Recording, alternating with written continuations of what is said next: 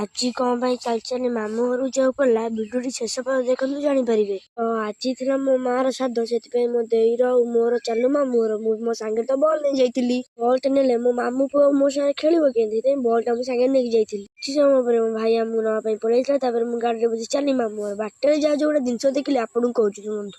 ଆପଣ ମାନେ ମଣିଷ ମାନଙ୍କ ପ୍ରଚେଷ୍ଟ ଦେଖିଥିବେ, ଇଏ ହେଲା ମାଙ୍କଡ଼ ମାନଙ୍କ ପ୍ରଚେଷ୍ଟ। ରୋଡ ଜାମ୍ କରି ବସିଛନ୍ତି, କାରଣ ତାଙ୍କୁ ଫଳମୂଳ ତ ଦଉନାହାନ୍ତି ଖାଇବା ପାଇଁ।